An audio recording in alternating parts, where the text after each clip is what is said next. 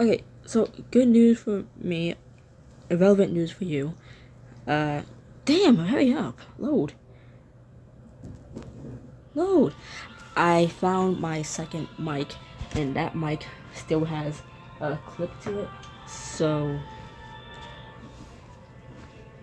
it's back to being clipped to my forehead on my bandana, duh. Like, I'm back to having the mic on my bandana, so I'm back to being hands-free. So now, I can use two hands to open the bottle.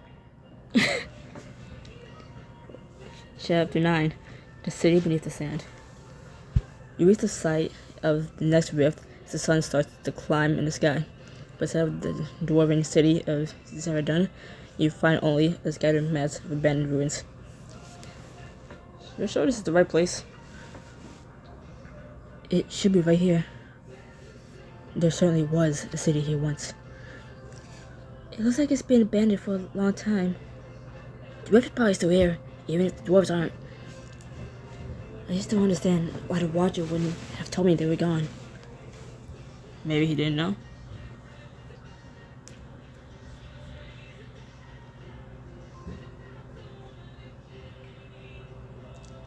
He could have been blocked. Maybe something was interfering with his ability to see here, so he's having to go off outdated information. Did he say anything about that? Well, no, but these ruins don't seem new. Whatever happened here, it happened some time ago. Perhaps there's something here we meant to see then, something that would point us in the right direction. You split up the scouted area, trudging through the sand to get a closer look at the chunks of stone that used to make up the city. You got something. He hurried to where he's kneeling, gesturing at something on the ground. Footprints. They can't be more than a few hours old, or the wind would have wiped them away. They appear to be coming from over there. He gestures, and you see another ruin rising from the barren sands, more intact than the others around it. The only signs of life we've seen thus far have come from there. There must be something of value for others to seek out. We should explore. You want to crawl around an abandoned ruin? This was a flourishing city once, full of life. I can hardly imagine what it must have looked like. And now this is all that's left of it. It deserves to be remembered. Count me out. I was not designed for the desert. I am way too hot and thirsty. And I'd rather not risk losing these footprints. They're our only lead. Perhaps everyone needing Ch9 to investigate these ruins for clues while the two of you stay here. This is a chance to spend a little extra time with Valendia, learn more about the dwarves, and gain a powerful magical object.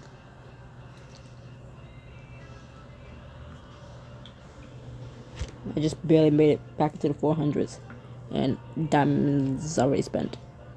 Diamonds already wasted. We clipping? Sorry for noise. Not really. I'm not really sorry for noise. My background has music playing. The three of you set off through the sand until you reach the dilapidated building, ducking underneath a collapsed stone pillar to get inside. Oh, it's so much cooler in here. The stones provide shade and absorb quite a bit of heat. And Tori's gonna regret not coming with us. You venture deeper into the building, where faded etchings of murals cover every wall with images of humanoid figures. These are beautiful. It's too bad they've been so It's too bad they've been so damaged. It looks like some kind of timeline. The history of the dwarves, maybe? You peer closer at one of the images, which depicts a cluster of small, broad figures alongside another group surrounded by swirling clouds. Though the surface is faded, you can see some kind of color within the maelstrom, remnants of vibrant paint long gone. What do you make of this, Tyrell? He joins you, putting his hand on his chin as he bends close to examine the wall. The dwarves seem to be performing magic here with some other beings, but I don't know who they are. They lack the features that usually appear in ancient depictions of humans or orcs. He runs his finger along the small faces. And the ears are pointed like elves, just not pointed enough. How did the ancients portray the other races? It depends. Usually the less humanoid a race appears, the easier it is to represent its defining features with visual art. The northern birdmen are depicted with wings and beaks. There are seen scholarly arguments that claim that's only ceremonial dress. And here I hope they could actually fly. And in the text I read as a child, the vampire always outlined a shadow with long ears like knives. It was very disturbing. Poor little Tyrell. Does that sound scary? How old were you? Oh, very small. Maybe 20. Sometimes I wonder what I would have been like if I wasn't raised by humans. Now I know. You didn't feel like you were lagging behind Cade in any way since you were aging slower? Have you met Cade? Fair. This one must be the building of Zeradon. Wait, aging slower than Cade. Then we feel like we lagging. Oh, never mind. Turn to Nia. You see her looking at the image of a massive city, intricately carved and painted in vivid detail on a weathered wall. But as your gaze drifts further along the stone, see figures dressed in long robes and buildings sunk into the sand as the great chasm opens up beneath them. That explains why the dwarves aren't here anymore. The city was swallowed by the desert, and Nia brushes her fingers over one of the rope figures, found the small bits of white and gold powder that have clung to her skin. These are members of the Temple of the Light, but what are they doing here? They will be helping, wouldn't they? She looks so profoundly puzzled that you're not sure you have the heart to tell her what you suspect. But Tyrell is Tyrell. It seems they drove the dwarves out.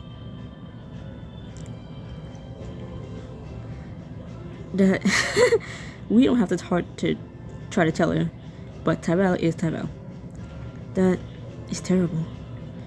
Though I guess I shouldn't be surprised after they try to sacrifice a bunch of people to win a war that had already been won. As far as they know, fuck you. As far as they knew, I mean. I have this more to the story, a nuance the carvings can't convey. But I've learned how harsh someone can be when they think they act in the name of the light. For instance, didn't the Watcher say the dwarves were corrupted by shadow? He did, yes. Solomon and his followers were dangerous zealots, but they were also unprecedented outliers in the temple's long history. These light worshippers likely had a good reason for what they did. You really think so? If they had allowed the dwarven collective's shadow to spread unchecked, it would only have been a matter of time before it reached Morella. We've had another war on our hands, and far fewer magic users on the side of the right to wage it. I guess you're interrupted by a piercing shriek and a frantic battering of what sounds like wings. Squee!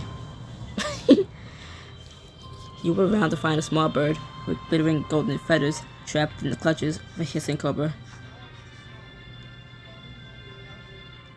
Oh no, it's gonna kill that poor little bird. Let go of it. You spin your chain in your hand, and the snake rises its head, hits at you. You strike. Your chain wraps around its neck, and you pull hard. The bird manages to jump free and shoots the snake across the room. I think she's thanking us. Thanking you. You're the one who saved her, after all. The bird flies frantically up to her nest, where you spot a tiny tree of orange and white chicks that's somehow even rounder than their mother is. Aw, just babies. Guess that explains why she picked a fight with a cobra. The bird dips her head deep in her nest and picks something up in her beak before diving back down, deposit at your feet, or it might be a courtly bow. It's beautiful. Thank you. She flies back to her nest to fuss over her chicks while Tyrell leans closer to examine the ring. The dwarves were known for being great craftsmen. This is likely of their make. Oh, the Fae, maybe? It looks kind of foresty. It's certainly possible. The world depicted in these carvings is very different from our own. Perhaps we can ask Willow and her friends about it. Do you think it's magical? I want to find out. You slip the ring onto your finger and gasp as a twisted mass of brambles break out of the ground and form into the shape of a massive hand. Whoa. You clench your fist and the giant hand closes. You open your hand again and wave it around, and the bramble hand mirrors you. Now that is cool. That would be a perfect way to trap enemies. Though it might be a good idea to swat them around with it first. Why not both? You pocket the ring and get the ruins of a final look, but other than the birds, all that remains is rubble and sand. We should probably head back to Mount Torah. I don't think we're gonna find anything else here. I wonder what the person who made these tracks was doing here then. Maybe they were just trying to get out the heat. At least now we have... Fuck you. At least now we know to look for more evidence of the dwarves on the ground rather than above it. The two head toward the exit, but as you get closer, find yourself looking between your companions.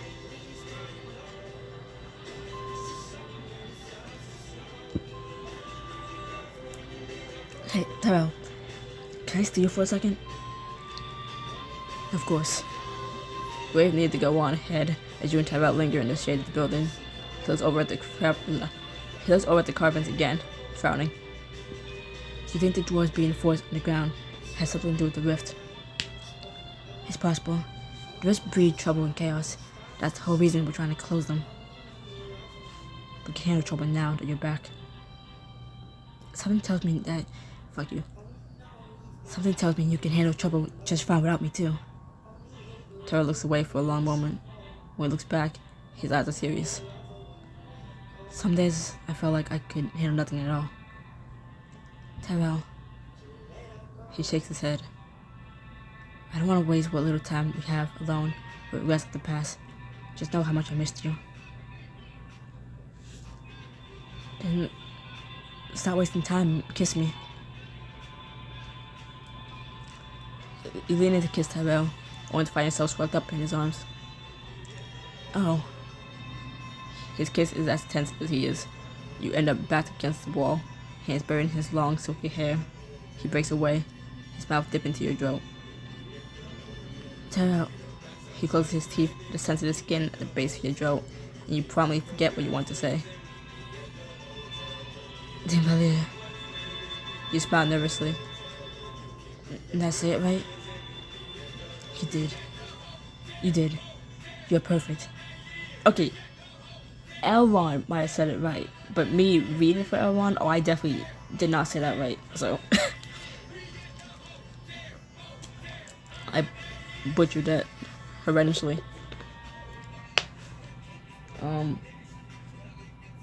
If you can hear my music in the background, how's the playlist so far? If you can't hear it, ignore me. And if you don't like it, don't tell me. Keep kidding. He captures your mouth again in a kiss that blots out the rest of the world as his hands sweep down your body, then back up to clear your face. I wish I could stay here all day if we could. Too bad I don't have the power to stop time. Sometimes I hate my sense of duty. You lean up and kiss him gently. I love your sense of duty. Hotel, motel, holiday. Sorry, not really. Return to Mount Torah. You find a ladder, hopping foot to foot on the sand, panting, while Miles sits nearby, who had pulled up to shade his head. By the time you got back, it should take you much longer than to carry him to Torah. Santa's just too hot. You follow the print. You follow the footprints across the scrolling sands. Eventually, they lead you to the mouth of a massive tunnel, sunk directly into the side of a dune. That doesn't look natural. Sand can never support a tunnel like this. Not for long, anyway. Which means it must be magical. Or a mirage? Could the doors be... Either way, we better check it out. Everything to get out of this blasted sun.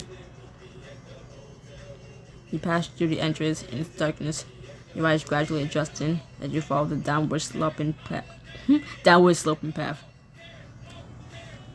It's like what we saw on the walls of the temple. It seems like the dwarves did move underground. But how could they survive that collapse? Zardan is gone. The tunnel winds deeper and deeper, finally merging into a massive underground cavern and a sprawling underground city. Kit, I think you found Zardan. It's huge. We need to be on the guard. Remember what the Watcher said. All is not as it appears. Start through the streets. You finally spot some dwarves. Everyone you pass gives you a strange look, then quickly darts away. Is it just me, or they seem to not like us? They're probably not used to visitors. If we can lay low and find a market, we should be able to find a lead to the rift. Descending a series of stairs, you find a bustling market full of stalls and carts. You post a vendor with glittering jewelry on display. I won't let you listen to the ads. Just in case you hear the background. I'm pausing. Okay, ads are over. Hello? Beautiful work you have there. He eyes all of you, but doesn't run off like everyone else you encounter.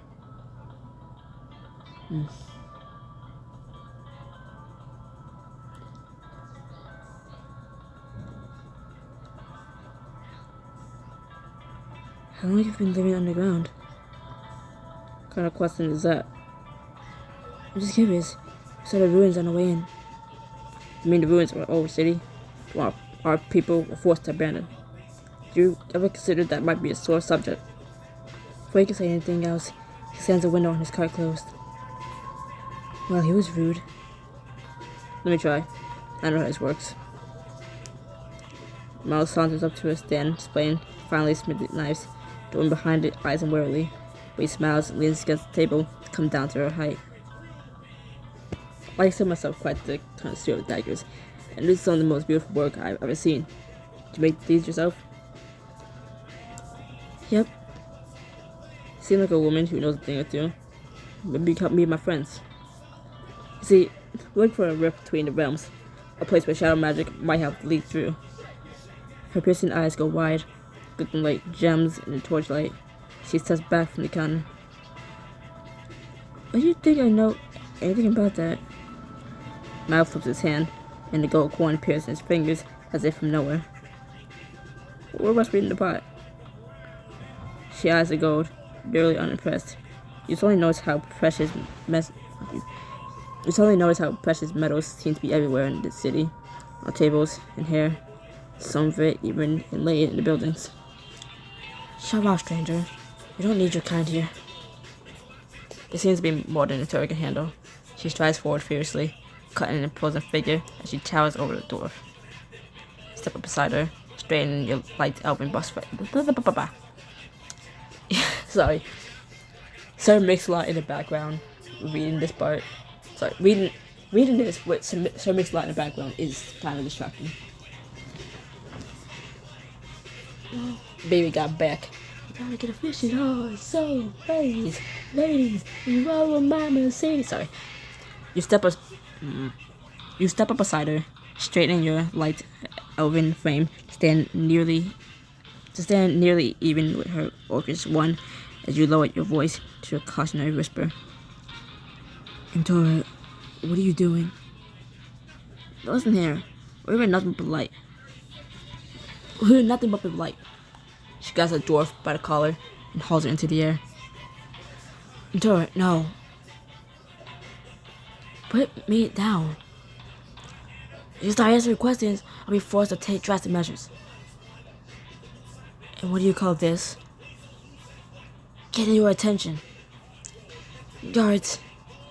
The shout is all the warning you get. You're suddenly surrounded by at least 20 armed dwarfs, their leader brandishing 2 massive weapons. A mace and an axe? Great. A lot of you are under arrest.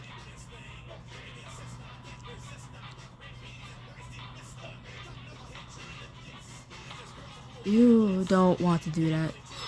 I faced down greater dress than you, and I've been broken a sweat. Ever heard of the Dreadlord? The guards hesitate, glancing uneasily at one another, till the one who spoke before steps forward and brandishes his weapons. The Dreadlord is gone, and you are under arrest.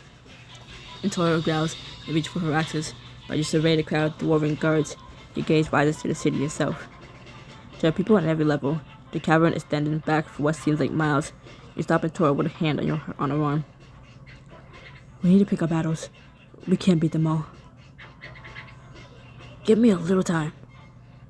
Trust me, Intora. As long as you're shoreland, right? Rough, strong hands rip your weapons away.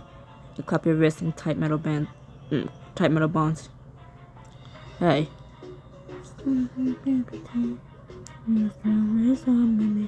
It's okay, Mal. Just be patient. I like those daggers, kid. They really brought this ensemble together.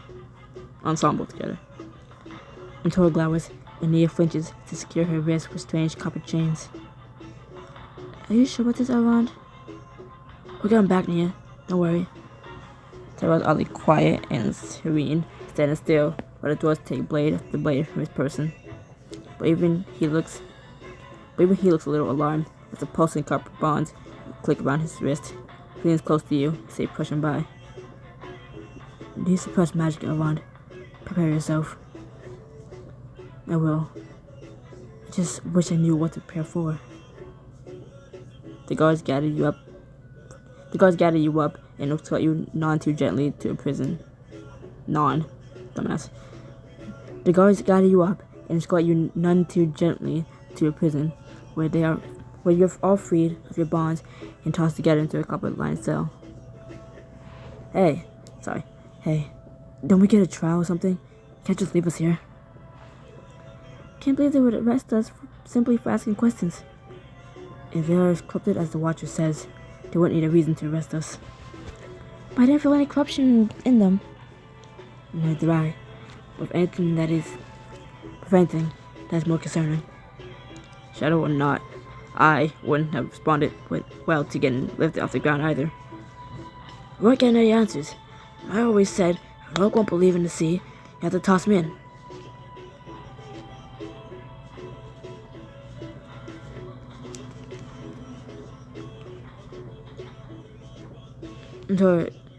You don't need to be like your mother. I was just trying to step up and show I can do things other than just punch people. And you can. You read the map that got us to Zeradun, and you kept the goblins safe when we were escaping the Shadow Realm. You're a natural leader, Intora. You just gotta learn your leadership style. Don't be a mother. Just be you. Doesn't help us much after I got us all arrested. So let's figure out how to get out of here. Mal reaches into his boot and draws a small dagger. He flips it a few times, then slides into his belt with a sigh of relief. Mal, you complain about losing your daggers. Mal looks mortally offended. One is definitely not enough, kid. A boot dagger barely counts. You're not from around here, are you? Fuck you. You're not from around here, are you? Can you, read, right? It doesn't say yeah, it says huh. You're not from around here, huh? There we go, that was better. See, that was better. You peer through the dim lighting and find a young dwarven woman reclining on the floor of the cell across from yours. Why wasn't one of the races we could pick dwarves? If there's gonna be dwarves here, why could we only pick between human, elf, and orc, but not dwarf? Her eyes glow at the woman in the markets, framing her confident smile. You gotta say, I didn't expect to have any company tonight. It's refreshing. I'm Citra, by the way. I'm Elrond. and these are my friends. It's out near Malin and Tora. On, friends? What are you in for? We might have threatened someone while we were asking questions in the market. Yeah, that'll do it. We always don't like it when people poke their heads into our business, even our own people. That's the whole reason I'm down here. What did you do? I went someplace the others didn't want me to go. It's only take a few days to think about what I've done. As enlightened as this conversation has been, we still don't have an escape plan. No, I don't listen to One Direction. That's not what you're hearing in the background. If you couldn't hear it, ignore what I just said.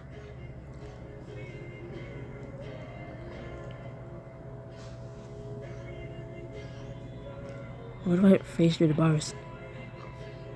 What if you what? You're sure the copper won't block your abilities? Can't have to try. Then all I need to do is find a key to get the rest of you out. Then why don't we just start there? Clandestine key procurement just happens to be one of my specialties. Even if you do manage to escape, you won't make it very far. You know what the first thing I've ever done, and the guards won't be as nice the second time to catch you. That was them being nice? You still got your hands, so I say yes. Our hands? The punishment's only for visitors, and we don't get a lot of those. Oh yeah, at all. It's quite boring. Why do you guys sneak into places I shouldn't? So I like her.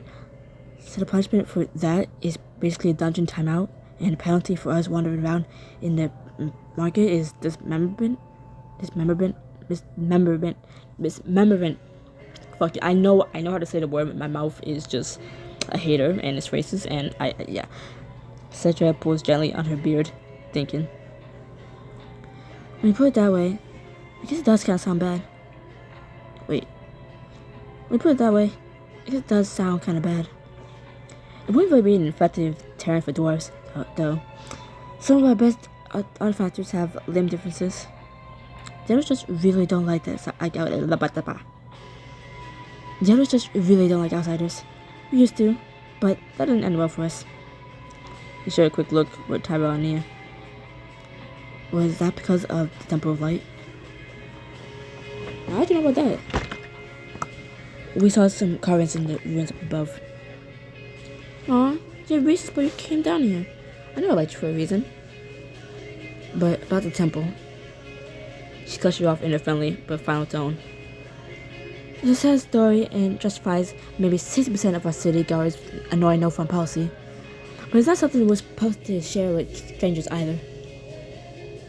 Okay, so then how do you suggest we handle navigating the city?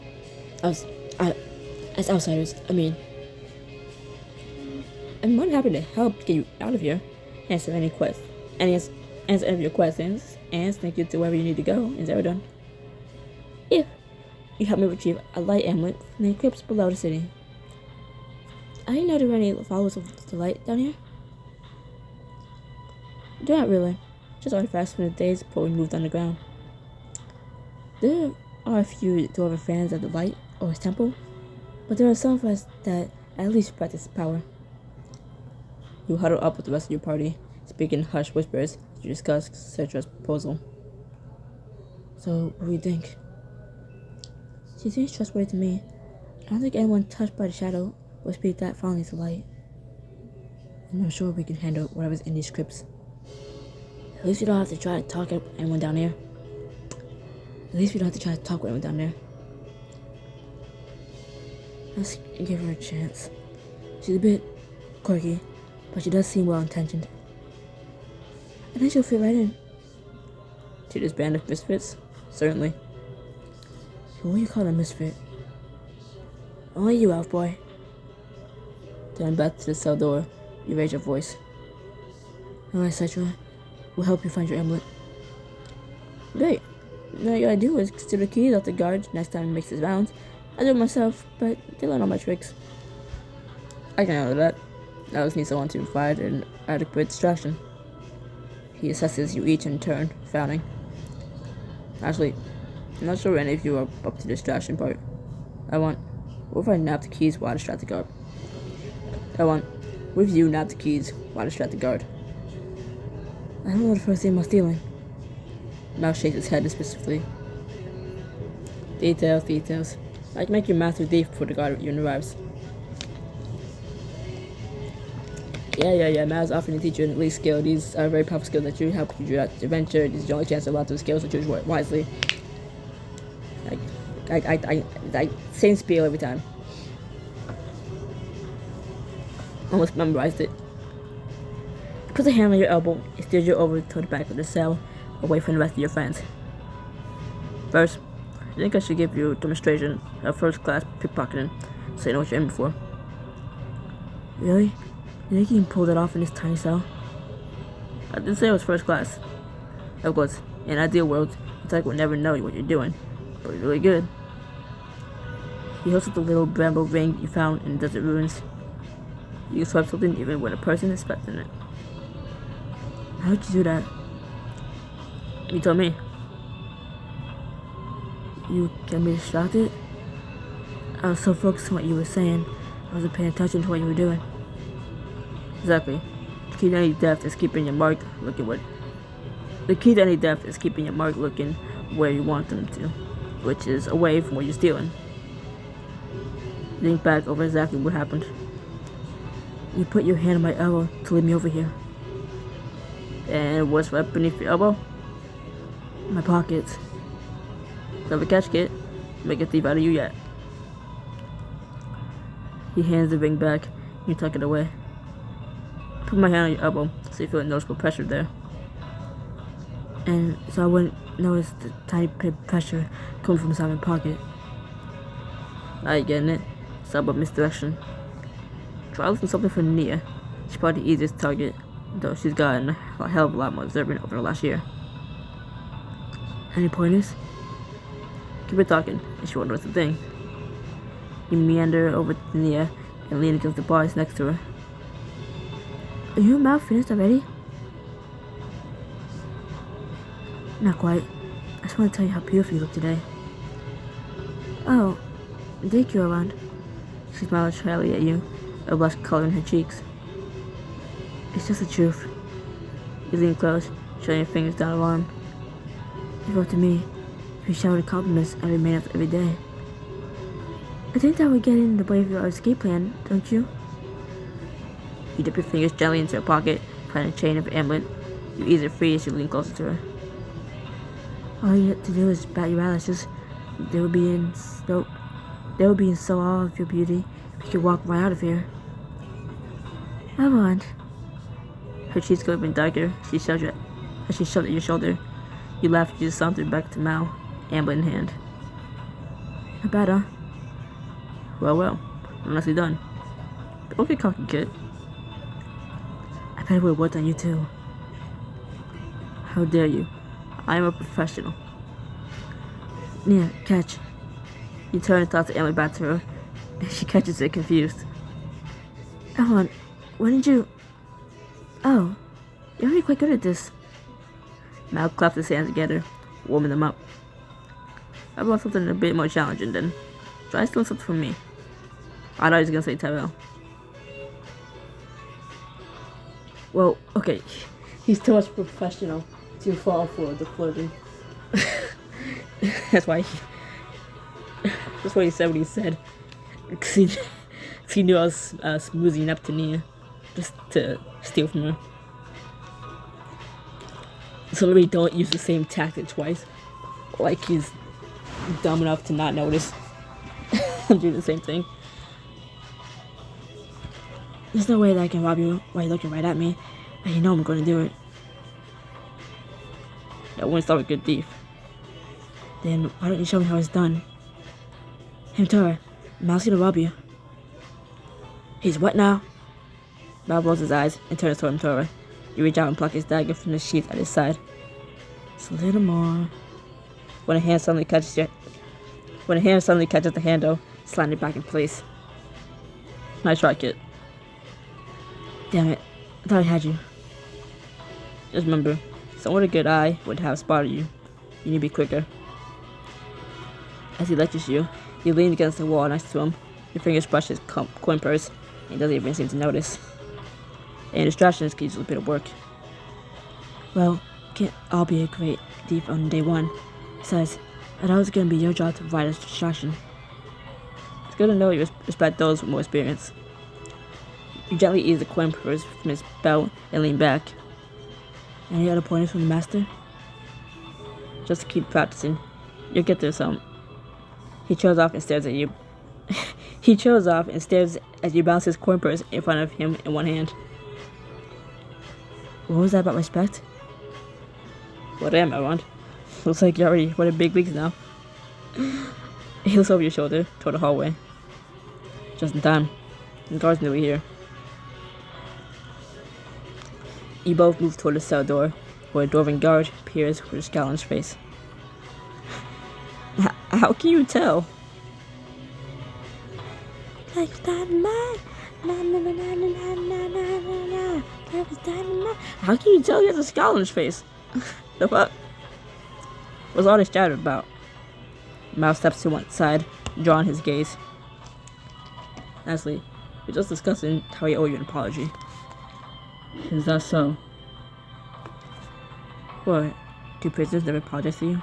How uncivilized. Where I come from, guards are respected. Respected, just not usually by the type of people who wind up in here. The guard draws a look over at Cetra's cell. You take the opportunity to creep closer. Maybe show me some respect. I actually listen to you.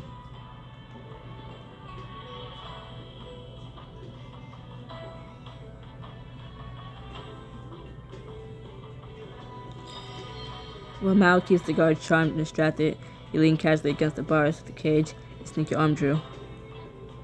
Nothing's here. Just pay attention to Mao. You know, it's the cleanest jail I've ever been in. Have you been in jail? Have you been in a lot of jails? You'd be surprised. Somehow I thought I would be. Moving with exquisite care, you managed to lift the keys and carefully work them free of his belt. Got it. Mal reaches through the several bars to pat the guard on the shoulder. Once we're out of here, I'll be able to buy you a drink. Could use a nice ale. He trails off as he turns and marches back down the hallway. Cetra looks out and exasperated, get on from Roxelle. Man, screw that guy. Once he's gone, he tosses the keys to Tora, who immediately uses them to open the jail cell. Let's get out of here. The rest of your party crowds out, but you linger for a moment with Mal. Thank you, Mal. I mean it. Here's nothing, kid. Besides being respected for my wisdom and skill. You slug him lightly on the shoulder. Don't push it. Ow! It's bright. What time is it? God damn.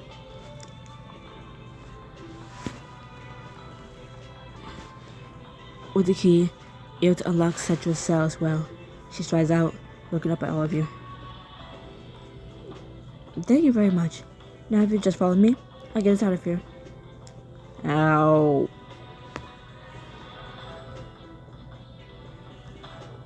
I'm tapping. I've tapped twice now. Oh, look at it!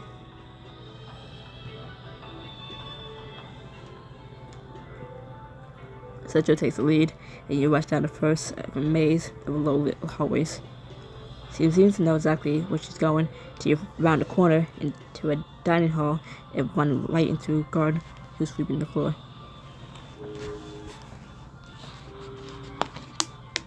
What the? Crap. Check him out. Can't let him call the other guards. If you don't keep this quiet, they'll wind up here anyway. The guard drops the broom and draws a sword from his belt, and there's a tiny gap in his thick metal armor right below his chin.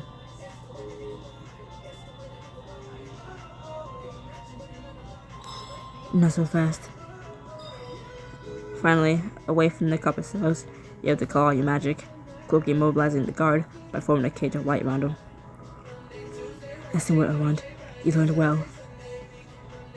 You press down the next hallway as quickly and quietly as you can. The next intersection, Cetra comes to an abrupt halt, staring down an inky black structure corridor. The exit is just up ahead, and there should be a storage room where you got all your gear stored. Stowed. Then what are we waiting for? There are always at least 4 guards posted at the front. You take 4 guards? House, I can take 4 guards. Yes, but doors don't need light. It's pitch black in there. I can conjure some light. Tyrone nods up to the stone ceiling. Lines of copper wire run up and down the hall. That's only if we can conjure some light. Oh, you wouldn't know about that, would you? That's copper charge cable. I want to read that again. I didn't hear myself over this. Why? It is so loud. Sorry, Jungkook, but like, you loud. Oh, you wouldn't know about that, would you? That's copper charge cable. What's it charging? Part of the city, naturally. It passes the magic of everyone nearby, which helps power out torches, ovens, forges, stuff like that. There typically aren't enough prisoners to do more than keep street torches lit, though. Is stealing the prisoners magic? Cedric shrugs casually. To go steal, it would be impossible to separate it out. Your blood runs cold as you remember Sovereign's plot to convert White House poor to magical energy. How many days of your life are you losing just standing here? We need to get out of here. Now.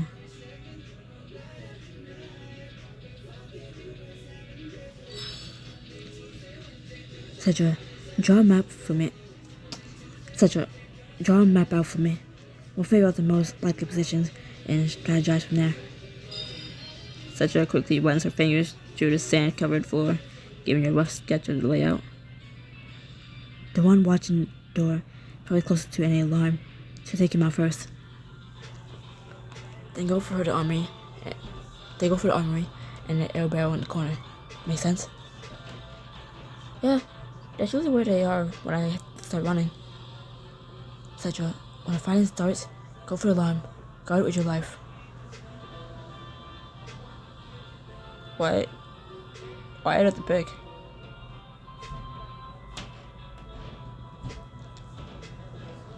Does it matter? As if there were any other choice. If you want to escape a prison, always go to the thief. You give Mal a mischievous grin, but slip it into the shadows like the dark water. Not much needed, just good old-fashioned subtlety. I know how to pronounce that word. It's every time I see it, the B throws me off. Cause why the fuck is there a B? Like. My name is Michael with a B, and I've been afraid of insects my entire life. Stop. Where? Where's the B? There's a... You and Mouse sneak down the dark corridor. Suddenly, the eerie glow of Dwarf's eyes dances before you. Please don't see us. You creep past the guard, moving behind him and striking out. Intruders. As the guards go for their weapons, fans rush in behind you. Then Central calls out. Everyone, get down. You drop just as electricity courses through the copper wires in the ceiling. What's the... The guards scream and convulse as electricity jumps to the metal armor. Moments later, they topple to the floor. Okay, maybe they don't know all my tricks. She grins, she lights up the torch. That went surprisingly well, considering. Until her jaws open a massive chest tucked against the back wall. Revealing all your equipment, she holds up her axes, grinning. My babies, I missed you. Quick, grab your stuff before anyone else comes. You sweep up your own gear. You notice an impressive alchemical set buried at the bottom of the chest, potions and bombs still glowing. So that's where they've been hiding it. I knew the others were lying when they said it mysteriously disappeared. What is it?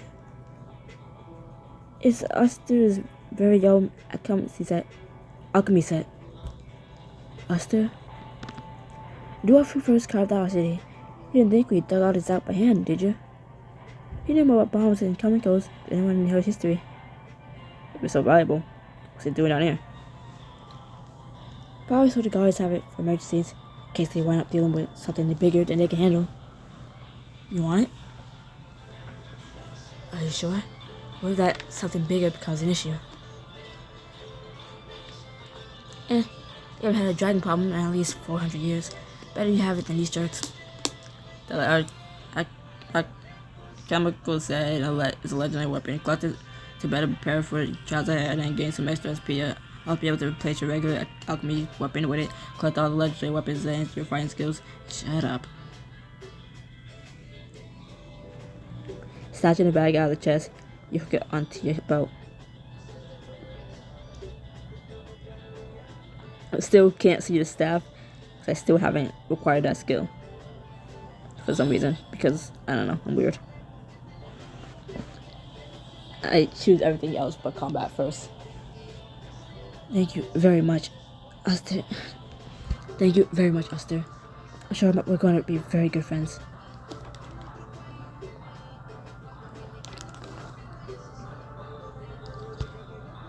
I tapped so many times.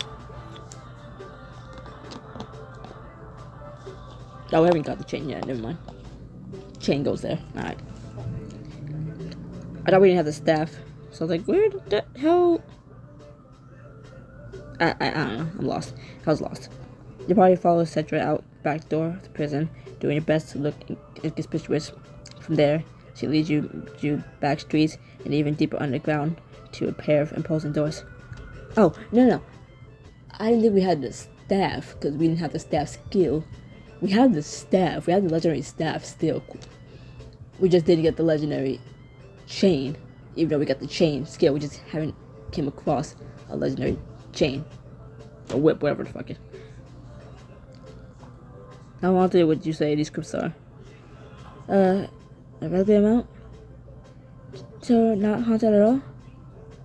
I'm pretty sure every crypt and catacomb we ever set foot in had at least one ghost in it. Don't be such cowards. I'm sure we'll be fine. You all step inside, but as soon as all the doors are closed and locked behind you, you hear a strange groaning sound. Like that. What was it you were saying, Tara? Those sunken hells. You look around to see a shriveled creature wrapped in bandages climb out of one of the stone tombs. Then another, and another. You just had to jinx it. Wait. Oh, it ends like that. Okay, bye.